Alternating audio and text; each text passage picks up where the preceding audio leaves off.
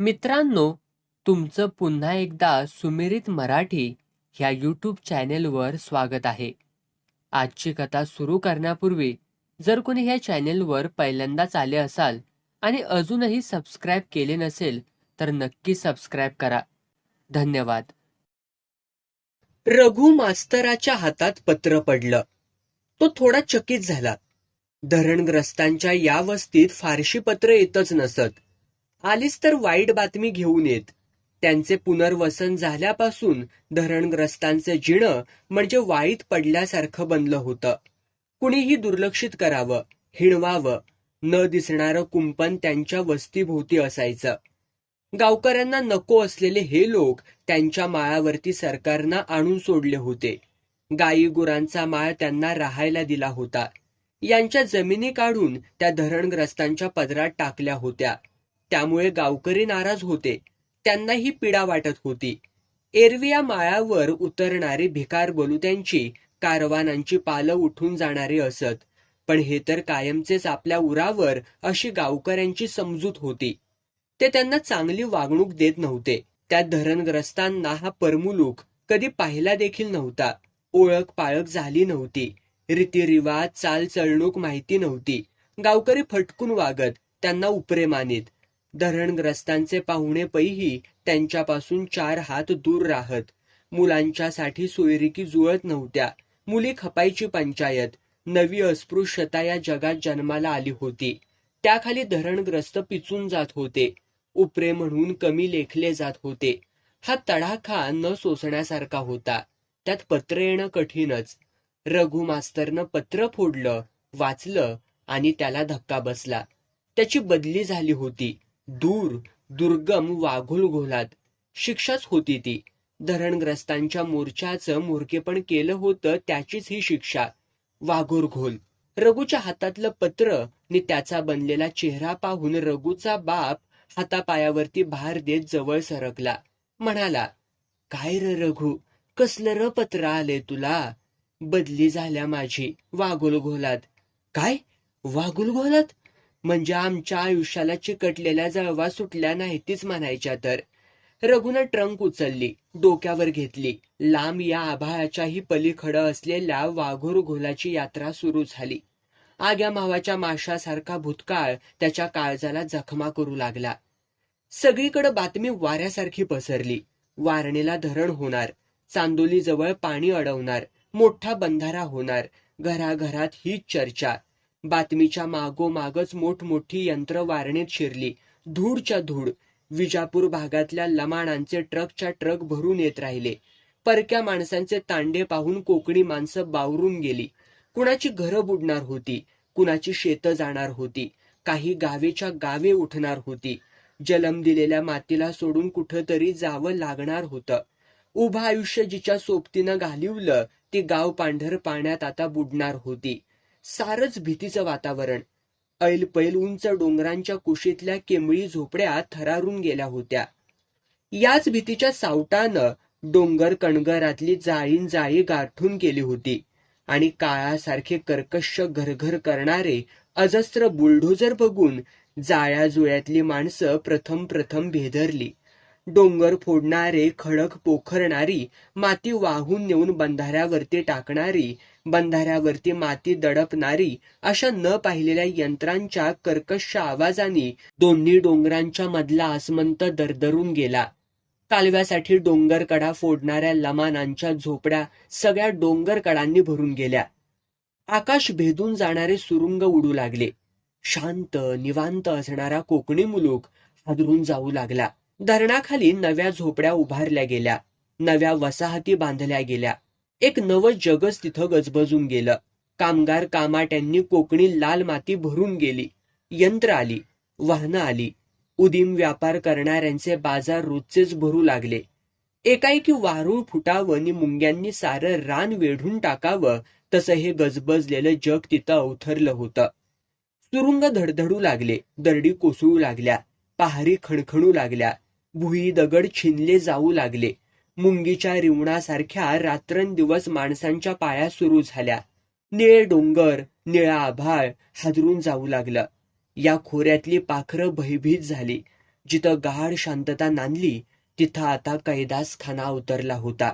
इकडं कधी नव्हे त्या यष्ट्या धावू लागल्या. ट्रक सामान सुमान घेऊन उतरू लागलं. बारीक मोठ्या वाहनांची ही गर्दी होऊ लागली. गाडी घोडं पळू लागलं. नवी नवी अजस्त्र यंत्र धरित्री तुडवीत येऊ लागली. साराच गोंगाट माजला सर्वत्र. पाषाणासारखा युगानुयुगे पडलेल्या मुलखाला सगळा घरघराट व्यापून टाकू लागला. हिथलं जीवनच सैरभैर झालं. हिथे शेड्स उभी राहिली. कॉलनी खुलू लागल्या. काटेरी कुंपणं फिरू लागली. सामाना सुमानाची कोठारं उभी राहिली. इंजिन दुरुस्तीचं कारखानं मातीतून उठलं. विसावणारी यंत्र, बाद यंत्र, सगळं यंत्रांचंच जग धडधडू लागलं. भाजीपाला, माळवं, माल मसाला, फळफळावळ विकणाऱ्यांची खोकी रांगण लागली. न्हाव्याची फॅशन बाज दुकानं थाटली. परटांची, इस्त्री भट्टीची दुकानं चालू झाली. कापड चोपड, भांडी कुंडी, किराणा माल आपापल्या जागा शोधून पाय रोवती झाली. पावाची बेकरी सुरू झाली. खाटक्याचं दुकान नाक्यावरती खाटखूट करू लागलं. चप्पल सांधणारं चांभाराचं दुकान तिठ्यावरती रापी चालू लागलं. या नव्या नव्या तऱ्हांनी या मुलखातली झाडं झुडं चक्क बावरून गेली. गारेगारवाल्यांची पेटी फिरू लागली. फुगवालं सायकलीवरनं तरंगू लागलं. फळवालं हातगाड्या रेटू लागलं. भाजीवालं साद घालू लागलं. केळीवालं साऱ्या कॉलन्या धुंडू लागलं. अंडीवालं तर अंड्याला कोंबडी आल्यागत करकरू लागलं. दूधवाल्यांच्या पाट्या हिथं तिथं रतीब घालू लागल्या. असं कैक किडूक मिडूक वालं वारणा खोऱ्यातनं फिरू लागलं. धरणानं सारी कायाच पलटली. सारी सुपरी बाहेरून आलेली जत्रा, रंगीबेरंगी दुनिया या तांबड्या मातीच्या शांत मुलखात अवतरली. कोकण्यांचे डोळे चक्रावले. जलुंभर मोटार न बघणाऱ्या म्हाताऱ्या कोताऱ्यांना ही नवल नगरी पाहून तर अचंबाच वाटला. या भागात बाहेरची माणसं उद्योगधंद्यासाठी येऊ लागली. मूळची माणसं विचार करू लागली. आधीच गावं उठली होती. त्यांचे जीव मातीत गाडून हे बाहेरचे गबर होऊ लागलेले पाहत होते. मग कुणी काही उद्योग करू लागलं. धरण होऊ नये म्हणून लढणारी माणसं या यंत्रापुढं नमली. माती भरण्या उकरण्याच्या रोजगाराला लागली. धरणाच्या पायात शिरली. ती 8-10 माणसं कोसळलेल्या ढिगाऱ्यातनं पायात गाडली नि धरणाचा पाया उभा राहिला. इंचानं धरण भुईतून उगू लागलं. माणसं झटत होती, झुंजत होती, झिजत होती. धरण पायात उभं राहिलं तसं धरणात बुडणाऱ्या मुलखाला नोटिसा लागल्या. गावागावांना, वाड्या हुड्यांना उठून जायला सांगितलं होतं. जन्माचे संसार पाठीवरती मारायला सांगितलं. रघु आता धरणाच्या माथ्यावर येऊन उभा राहिला. त्याची नजर समोरच्या अथांग पाण्यावरती ठरेनाशी झाली. धरण पूर्ण झाल्यावर तो पहिल्यांदाच हिता आला होता. समोरचा निळा जलसाठा पाहून त्याचं डोळंच दिपून गेलं. या डोंगरापासून त्या डोंगरापर्यंत आणि समोरच्या लांब दिसणाऱ्या आभाळाच्या पोकळीपर्यंत पाणीच पाणी होतं. एक गारशी झुळूक त्याच्या अंगाशी येऊन भिडली. त्या अनोळख्या झुळकीनं तो शहारला. धरणातलं पाणी काठावरती आदळत होतं. लाटा लहरत येत होत्या, आपटत होत्या, तुषार उडत होते. रघुची नजर निळ्या पाण्यावरून मावळतीच्या दिशेला गेली आणि पाण्यात बुडालेल्या पुढं आलेल्या छोट्या टेकडीवरती जाऊन थांबली. लांब दूरवर ती टेकडी दिसत होती. गर्द झाडीनं काया ठिपक्यासारखी दिसत होती. तिथंच त्याची नजर स्थिर झाली. डोळे पाण्यानं भरून आले. ती होती त्याची गावची छोटी टेकडी. ती टेकडी त्याला बालपणी फार आवडायची. तिथं तो खेळला होता, बागडला होता. त्यानं गुरं चरवताना तिथं पावरी वाजवली होती. पण तीच टेकडी आता पाण्यानं घेरली होती, निम्मी अर्धी बुडवली होती. आणि तिथंच त्याचं वाडीसारखं केंबळ्यांच्या घराचं गाव, झाडीत मुरून बसलेलं, आंब्या फणसांनी वेढलेलं, जाळ्या जुळ्यांनी आसरा दिलेलं त्याचं गाव. टेकडीच्या पायथ्याला बिलगून बसलेलं, आपल्याच नादात दंग असलेलं, चौवाटांनी विखुरलेलं, काप्या फणसाच्या सावलीत त्याचं उबारा देणारं घर, अवतीभवती आंब्या फणसांच्या कुंपणानं वेढलेलं. तिथंच त्याचा जन्म झाला. पावलं रांगली. वारणीच्या पाण्यानं अंगा खांद्यावरती खेळवला. बहिरेश्वराच्या मंदिरानं हसा खेळायला शिकवलं. शेजाऱ्या पाजाऱ्यांनी खाऊ पिऊ घातलं. तांबड्या मातीनं रंग रंगेला केला. त्याच वेळी त्यांच्या घरात कुजबूज झाली. चांदोलीला धरण होणार. आपला गाव पाण्याखाली बुडणार. आपल्याला उठून जावं लागणार. मोठ्या माणसांच्या बोलण्यातली भीती नि चेहऱ्यावरची चिंता त्याला समजण्याचं त्याचं वय होतं. काहीतरी भयंकर घडणार आहे याची कळ त्याला जाणवली. जिथं आपण जन्मलो, या माणसांनी माया दिली, रान वाऱ्यासंग बागडलो, रानपाखरांच्या मागणं हुंदडलो, ते सारं हितच टाकून जावं लागणार होतं हे समजल्यावरती रणजीस झाला. माणसं काळवंडली, चिंतेनं पोखरून निघाली, वाऱ्यावरच्या जिण्यानं गांगरून गेली. येणाऱ्या दिसांच्या घोकणीनं काही माणसं खंगून गेली. कित्येकांची अन्न पाण्यावरची वासनाच उडाली. आणि एक दिवस गाव उठला. पाय रोवून निवांत बसलेले संसार विस्कटले गेले. लांब दूर एका फोंड्या माळावरती उतरले. झाडीत रमलेले जीव उदास झाले. मुलं तो भयाण माळ पाहून रडू लागली. आंब्या फणसांच्या गर्द सावलीची सवय झालेले बालजीव गलबलून गेले. पहिल्याच दिवशी पाण्यासाठी वणवण करावी लागली. येणारी प्रत्येक अंधारी रात्र आता जीवघेणी वाटू लागली. ज्या गावच्या माळावर हे धरणग्रस्त उतरले होते, त्या गावाला त्यांचं काहीच अप्रूप नव्हतं. जो तो संशयाने यांच्याकडे पाही. कुठून ब्याद आले अशीच त्यांची वागणूक मिळत होती. थोडीफार शेती असलेले हे पण त्यांना हितच सडे यावे लागले होते. हातावरची पोटं बनली होती. त्यांना दिलेल्या जमिनी ह्या निकस मुरमाड अशाच दिल्या होत्या. मिळालेल्या वैराण माळरानाकडे बघून रघुची माणसं तर हतबलच झाली. कामही मिळत नव्हतं. गावात ओळखी पाळखीही नव्हत्या. कुणी ओळख करूनही घेत नव्हतं. आपल्या जमिनी धरणग्रस्तांसाठी गेल्या म्हणून यांच्यावरती त्यांचा डोक होता. कुणी मदत करायला पुढे येतच नव्हतं. उलट गाववाले एवढ्या तेवढ्यावरून भांडण काढीत. इथून ते उठून जावेत याचीच त्यांची खटपट होती. उपरे म्हणून हिनवलं जात होतं. एकदा रघु म्हैस चारायला घेऊन गेला. म्हैस चुकून एका गाववाल्याच्या परड्यात शिरली. त्या गाववाल्यानं रघुचा कान धरला, कानशिलात दिली. रघुला तिरमिरी आली. त्याचा बारकुला जीव फडफडला. त्या गाववाल्यानं शिव्याही दिल्या. उपरे कुठले, कोकणे हिता आले जगायला, यांचं नशीबच फुटकं आल्यांचं. आमच्या जमिनी यांच्या मढ्यावरती घातल्यात सरकारनं. गाववाला बरचसं बडबडला रघुला. त्यातलं फारसं कळतही नव्हतं. गाववाल्यानं रघुला मारलं तर मारलं आणि त्याची म्हैस कोंडात नेऊन डांबली. एकदा रघुच्या आईनी इतर बायका पाणी आणायला पाटलाच्या मळ्यातल्या विहिरीवर गेल्या, तर विहिरीवाल्यानं हातातल्या घागरी हिसकावून घेतल्या. मातीच्या घागरी फोडून टाकल्या, तर तांब्या पत्र्याच्या घागरी चेपून टाकल्या. या गावाच्या माळावरती राहायचं तर तक्रार कुणाकडे करायची म्हणून ही परकी माणसं मूग घेऊन गप्पच बसत होती. सगळं सोसत होती, तळमळत होती, तडफडत होती. माळावरच्या या वस्तीवरच्या या वस्तीवर गावातली पोरं जमायची. तिथल्या पोरांना खिजवायची, चिडवायची, दगडही मारायची. रघुला हे मोठं चमत्कारिक वाटे. गावाकडची आठवण होई. आपण असे कसे निराधार झालो असं त्या बालजीवाला वाटे. खेळत्या पोरांची मोठी कुचंबणा झाली. रघुची तर उभारीच मोडल्यागत झाली. गावाकडं आपल्या टेकडीवर उभा राहिलं की सारं आकाश त्याच्या पंखांना पुरत नव्हतं. भोवतीच्या निळ्या डोंगरांना पाहून तो हरकून जायचा. श्रावणाच्या सोनेरी उन्हात टेकडीवरती उभा राहून डोंगरांच्या रंगीबिरंगी चळती पाहत राहायचा. कुठेतरी डोंगरात उभ्या काड्यांना माणसं नाचणं भांगलताना दिसायची. दुधाच्या धारांसारख्या पाण्याच्या शुभ्र धारा पहाडांतून वाहताना दिसायच्या. कुठं कुठं दरीत पावे घुमायचे. कुठं उभ्या कड्याच्या नाचणी पिकात सापूड चाललेलं असायचं. सापूड. नाचणं भांगलायला माणसांनी पाता धरलेल्या असायच्या. जो भांगलताना मागं राहील त्याच्या मागं थाळी वाजवली जायची. असे सापूड डोंगरभर चालायचे. थाळ्या वाजत राहायच्या. माणसांना मग हुरूप यायचा. या गावची त्या गावची माणसं एकमेकाला मदत करीत. कुठं दसऱ्यात देव बसले की डोंगरातल्या देवळात ढोल वाजायचे, शिंग फुंकली जायची.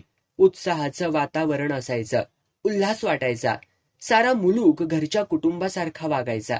धनापेक्षा मायेने भरलेला मुलूक होता तो. कुठं कुणी अडलं नडल्याला कळलं तरी माणसं धावत जायची. एकदा रघुच्या आजोबाच्या अंगावरती वाघ चालून आला, तर त्याच्यावरती झेप घेतली वरच्या सड्यावरच्या धनगरानं. कोयत्यानं वाघाच्या वर्मी घाव घातला. वाघाची झेप स्वतःच्या अंगावरती घेऊन आजोबाचा जीव वाचवणारा तो सड्यावरचा धनगर कुठे, नि या गावची हैराण करायला टपलेली माणसं कुठे. वस्तीच्या माळावर नुसता वणवाच पेटलेला. कसली ती सावलीच नव्हती, कसला तो गारवाच नव्हता. कुठेही आराम नव्हता, रोजगारही नव्हता. चुली कशा पेटायच्या, पोटं कशी भरायची. सारी चिंता वेढून बसलेली. सगळाच कोंडमारा झालेला. काही लोक एकत्र जमले नि धरणाच्या कामावर रोजगार मिळतो का ते बघायला जायचं ठरलं. त्यात रघुचं घर मागं नव्हतं. रघुचा चुलता आणि बाप धरणावरती काम शोधायला गेले. डोंगर कडेनं पाया काढायचं चाललं होतं. लागतील तेवढी माणसं हवीच होती. ते कामाला लागले. पाया खोल खोल काढायचा चालला होता. वरची दरड डोक्यावरती आल्यासारखी वाटायची. पाया खोदणारी माणसं खोदत होती. पाट्यांनी माती वाहणारी वाहत होती. उभी माळच्या माळच लागलेली. सुरुंग लावले जायचे. दरड हादरून भेगळून गेली होती. दुसरीकडे लावलेल्या सुरुंगाचा स्फोट झाला नि इकडची दरड हादरली. बघता बघता कोसळली. अवघी माणसांची माळच्या माळ ढिगाऱ्याखाली गाडली गेली. वाऱ्यासारखी बातमी रघुच्या वस्तीत पोहोचली. एकच आकांत तांडव झाला. रघुचा चुलता गाडला गेला. बाप कसा तरी वाचला, पण शरीराचा खुळखुळा झाला तो मात्र कायमचा. रघुची नजर पाण्याच्या अथांगावरून फिरली. धरणाच्या डोंगर कडेच्या त्या टोकावरती स्थिर झाली. तिथूनच धरणाचं जादा पाणी काढून देण्याचा प्रचंड खोल पाठ होता. तिथंच त्याची नजर चुळबुळली. मातीच्या ढिगाऱ्याखाली गुदमरून मेलेला चुलता जणू तिथं आकांत करीत असलेला त्याला दिसत होता. तो प्रसंग रघुला आठवला. त्याच्या अंगावरती तर काटाच उभा राहिला. पुढला डोंगरही त्याला या आठवणीनं सुना वाटू लागला. आतली एक जखम ठणकत राहिली. त्याला वाटू लागलं, याच बंदिस्त केलेल्या पाण्याच्या जीवावर खालचा मुलूक हिरवागार झालाय. बारमाही पिकं निघू लागलीत. जिकडं बघावं तिकडं उसाचा हिरवा लांबच्या लांब बट्टा बसरलेला. संपन्न मुलूक. त्यात साखर कारखाने उभे राहिलेले. माणसांच्या हातात पैसे खुळखुळू लागले. गाड्या फटफटी घराघरांपुढं शोभू लागल्या. माडीच्या घरांनी आकाश ठिंगणं केलं. एका मस्तीत सगळा मुलूक झुलू लागला. लग्न समारंभाचे बारच्या बार उडू लागले. भरगच्च समृद्धी नांदू लागलेली. रघुनं येताना हे पाहिलं होतं. आतल्यात तळमळत होता. आमच्या मातीत गाडलेल्या माणसांच्या प्रेतावरच हे सारं हिरवं स्वप्न तरंगतंय. ज्या धरणग्रस्तांच्या जीवावर नदी दुथडी वाहू लागली त्यांना त्या माळावर पाण्यासाठी वणवण करावी लागली होती. नदी खोऱ्यात उसाचे मळेवाले पाठीवर बांधून उसाचे पैसे नेत होते, तर या माळावरल्या वस्तीतल्या माणसांना ऊस तोडीचे रोजगारी बनावं लागलं होतं. पाठीवरनं उसाच्या मोळ्या वहाव्या लागत होत्या. तेव्हा कुठं या माळावरच्या वस्तीत चुली पेटत होत्या. तिकडे विजेचे दिवे झगझगत होते, तर हिथं दिवाळीतले दिवे काजळीनं विजत होते. सुपीक पट्ट्यात रेडिओ गात होता. टीव्हीचे मनोरे उभे राहत होते. दिल्लीतला माणूस गल्लीत दिसत होतं, पण हितल्या माणसांना धड स्वप्नही पडत नव्हती. कित्येक तर ही वस्ती सोडून परदेशी झाले होते. रोजगार मिळेल तिथं बिराड हलवलं जात होतं. कुणी हमालीसाठी शहरात गेलं, तर कुणी मुंबई गाठली. कुणी पाव बटर विकत गावोगाव हिंडू लागलं, तर कुणाच्या मळ्यात गडी म्हणून राबू लागलं. एका जिवंत गावाची विस्कटलेली वस्ती बनली. ती वस्तीही आता मागं वसाण ठेवून उठून जाऊ लागली. आयुष्याची नुसतीच फरफट होऊ निघाली. समोर पसरलेल्या प्रचंड पाण्यात त्याची वस्ती त्याला दिसत होती. हताश करून टाकणारी चित्र नजरेसमोर थैथै नाचत होती. या डोंगर माळांनी वांद्राच्या मागं धावणारे आपले सवंगडी आता पोटाच्या मागे धावू लागलेत. आपलं एक बरं, आईनं शहाणपण करून मामाकडं पाठवलं म्हणून निदान 4 बुकं तरी शिकलो. वळण लागलं.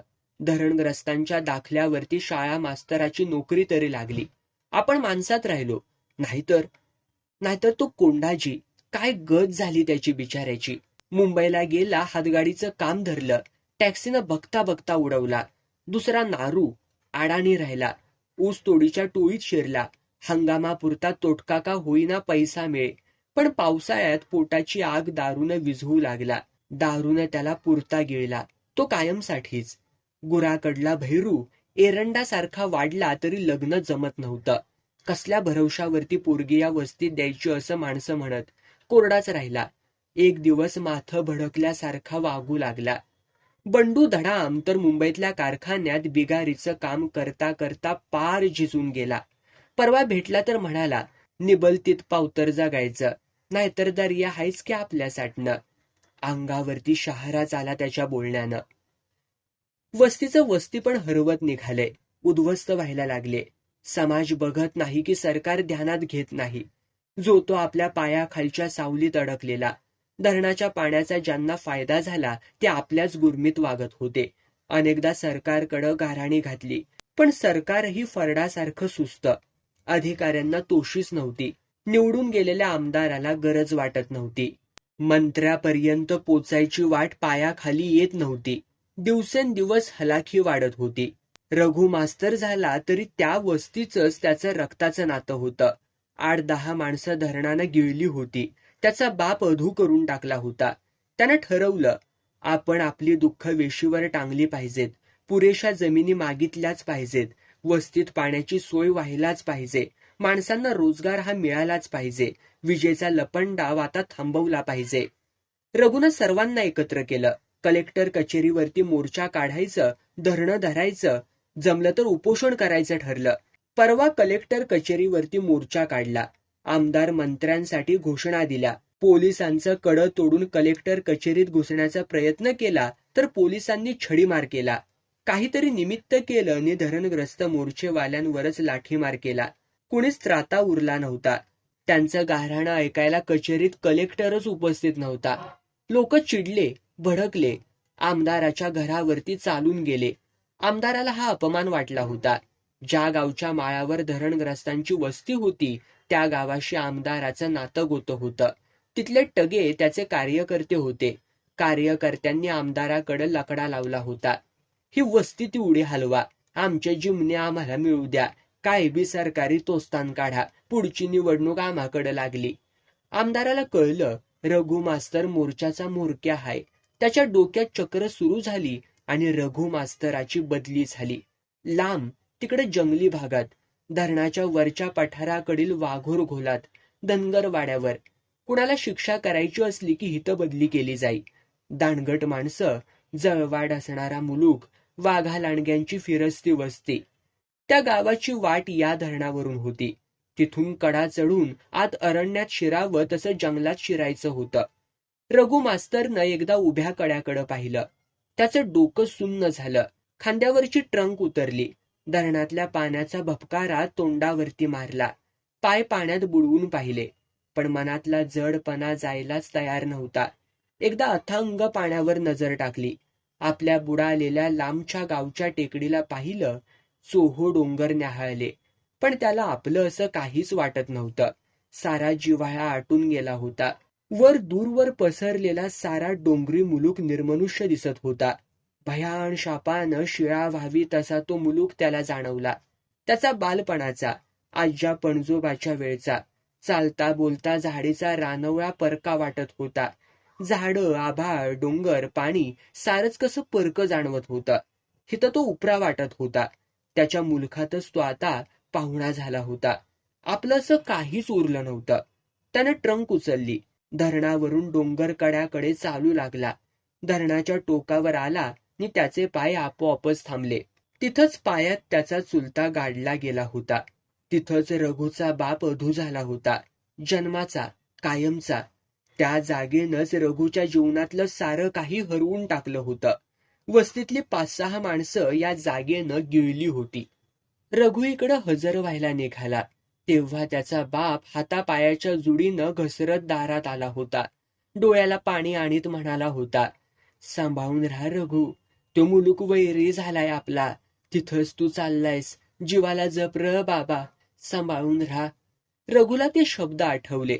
चुलत्याची आठवण गदगदून आली. डोळे भरून आले. आसवं जमा झाली. त्यानं निर्धारानं डोळे पुसले. वरच्या उभ्या कड्याकडं पाहिलं. कातळांची डोंगरी वाट वळणावळणानं जाणारी, आभाळात शिरायला. तिचा मागमूसही एवढ्याशा त्याच्या नजरेला लागत नव्हता. धरणाच्या आणि कड्याच्या चिमटीत ट्रंक खांद्यावर घेऊन रघु उभा होता. एकटा, परका, उपरा. डोक्यावर कडा होता आणि आभाळात अंधार उभा होता.